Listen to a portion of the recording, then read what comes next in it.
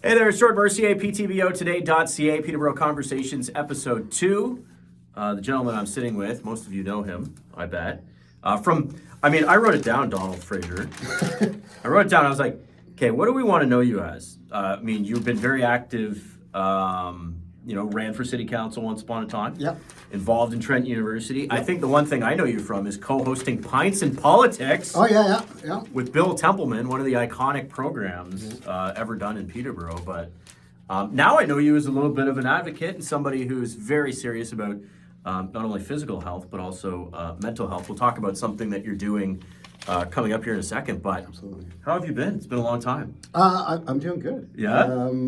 I've just launched a new business. I've got a wonderful 9-year-old daughter, live out in the country. Life's pretty good, man. That's not bad. Tell us about the business. I didn't even know that. I've been at Trent for the last 10 years. And before that, I was working a lot with the not-for-profit sector. I cut my teeth working for Green Up for about 10 years. And then I had a business called Small Print Writing and Consulting, where I worked mostly with the not-for-profit sector and institutions doing communication and writing. And really, my goal with my business is to sleep better at night. And so working with the NGO sector, that's my bread and butter, hopefully. So it's called Around the Fire Writing and Communications. And it's just launched, and I've already gotten some great clients. Good for you. Did you ever think that you were going to be an entrepreneur at this stage? Well, this is my third business, so This is old hat for you. This is old hat. Yeah. Trent was kind of the blip. They were one of my clients, and then I ended up working with them. But between Small Print and then I ran the farm to table culinary tours for 10 years as kind of a side hustle, and that was 10 years of sold out tours, and it was great. So yeah, this is kind of just a return to what I love doing. I've followed your journey, and just to go back a little ways, you're somebody who was, I would say, fairly active on social media. Yeah. In various degrees. Yep. Somebody who wasn't afraid to get into the political fray Yep. from time or two. So that was one of my favorite things. It was like, I got to get into the Donald Fraser, like he's chirping whoever right now. And then all of a sudden, not so much. Yeah. And then I wondered. I thought, where's Donald? And then I thought, well, maybe this has something to do with some of the changes, the various platforms, whatever. And then you did a post where you were very sharing about some of the personal challenges that you had went through. For sure. Because I'm sure there were a lot of people who were wondering where you went and sort of concerned. And then I run into you, and it's like, physically, you've obviously dropped a lot. You've been somebody who's been extremely active. Can you kind of explain that, sort of what ended up happening? Sure. When it comes from the social media side of things, a lot of people will remember way a long time ago, probably 12 years ago, when I was working with Danny Stover and Catherine Hanrahan and Jeff Macklin. We launched the Peter Tweeter Awards, and people were slugging it out to win these social media awards, and I was flying the flag of, social media is this great thing, this great democratic voice where people can, get out there and interact with people in the city. And, so politicians, the police services, the hospital health unit, all these big hitters were all vying for this. And, I thought social media was great. Fast forward a decade, and we've seen that social media is vastly different from those early days. And it's really caused for a lot of divisiveness in community discourse, in social discourse. And it's really had a toll on people's mental health. And so part of it, when I went on leave, was taking a leave from social media as well. Yeah. I said, hey, see you guys, I'm taking some time for me. And really, I poured that energy that I was using arguing and probably making society even more fragmented, and turned it inward and said, it's got to be about holistic health and healing. And social media was not going to help me with that. Yeah, no. When did you think that there was this big change? Because I agree with you. Yeah. As somebody who's a bit younger, Facebook became part of the everyday life when I was sort of grade 10, grade 11. And innocent nature, we've all seen the movie The Social Network, where it was sort of a way to almost find out who was single at the start. Like, it was like this innocent sort of beginning, and then it obviously morphed into kind of what it is, and it still has pros. Yep. Still a lot of cons. Debates over what's the pro and what's the con. When for you was the moment where you're like, you know what, this is getting worse? Well, as a person who does communications and coaches people on how to use best practices of social media, I mean, I recognized a long time ago. I started, I think it was probably 8 or 9 years ago on Facebook, where I referred to myself as, as a drunk at the party, telling people the evils of alcohol. Because there I would be on social media saying, listen, guys, the impact this is having on social discourse, the impact it's having on mental health, on self-image, on, we're getting into trouble here. And even back then, we saw people leaving Facebook. I mean, like executives leaving Facebook and saying, "This is Right. dangerous here." So it's been a while, and I think people who do social media for a living or study it have recognized that it's not so rosy, and that there's a lot of things happening. Everything from, the self-image of girls and women to the mental health of comparing yourself to Sure. to what's happening on Instagram, to the predatory nature of chatting, to I think TikTok's a brain drain, man. You're just Absolutely. sitting there like, I mean, I still zombified my daughter when she gets flipping around. it still happens to me. I hop on TikTok, and I mean, my TikTok feed is it's books, it's science, it's fitness, but even then, I'm like, you end up going down this rabbit hole, and then By the way, some of these comments are going to make it on TikTok. So. Yeah, no. So, so I mean, it's been a long time for me, and so now, I mean, one of the messages that I'm preaching to people is the responsible use of technology.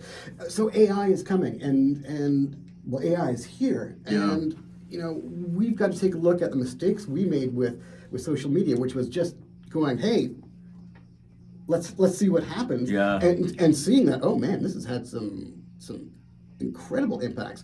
You can say that the primaries are happening today in New Hampshire, and Donald Trump is probably going to win those. And honest to goodness, we would probably not have Donald Trump if we did not have the decay of social discourse caused by social media. So I talk to people about the pros and these cons, and also the safe use of technology. We can't keep making the same mistakes of saying let loose tech on the wild and then pick up the pieces afterwards, because next time with AI, the ramifications are going to be even larger. Just shifting gears a little bit, because it all ties into your pursuit of better mental health. Yeah. The CMHA, you're going to be doing 2,000 push-ups. There's a 2,000 push-up challenge. It's going to take place in February.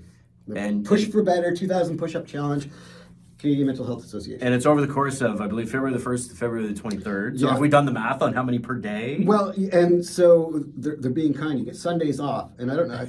I'm going to guess there's 2 Sundays in there. So it's working out to roughly 100 push-ups a day.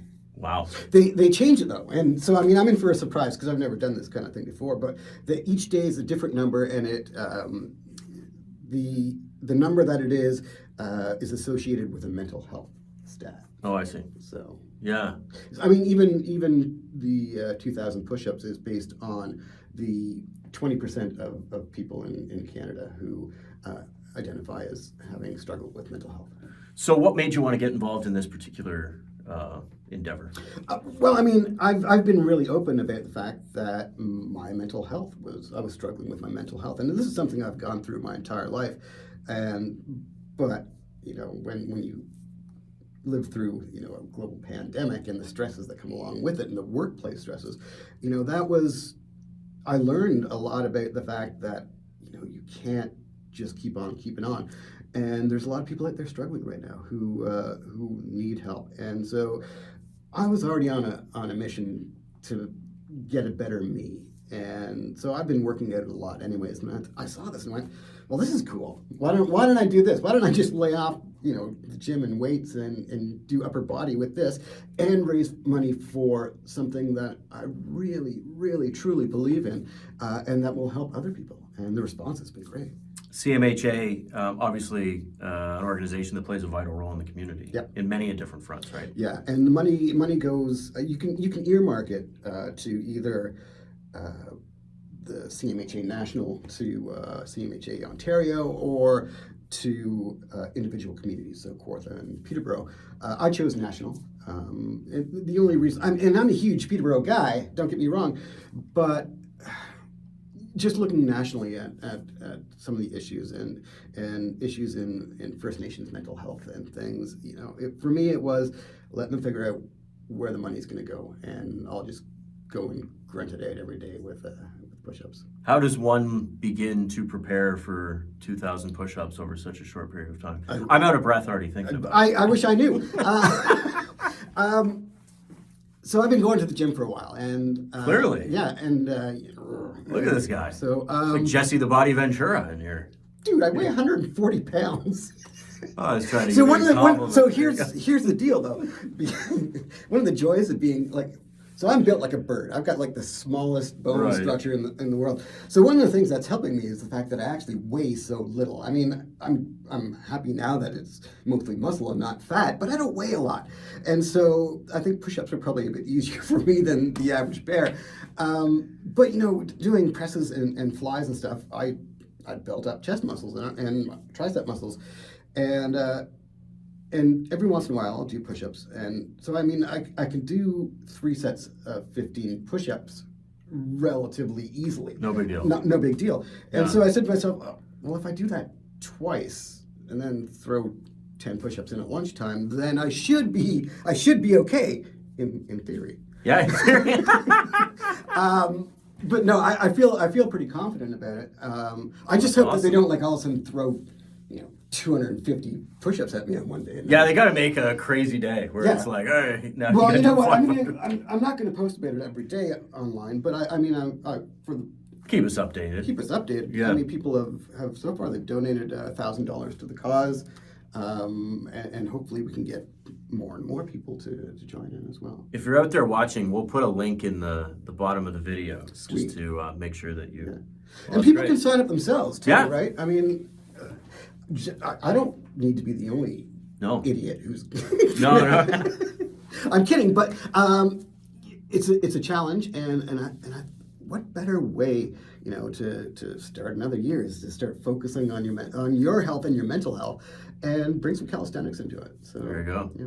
Donald Fraser, I call him the Fraz. He doesn't know that, but we're excited. And thank you so much for coming in to be on Peterborough Conversations, episode 2. Number 2. Who's number 1? Diane Tarian. Oh man. Sure. Okay. The former mayor. Good job. Her worship. Right. Hi, Diane. You take care. And again, all you need to do is log on to PTBOToday.ca.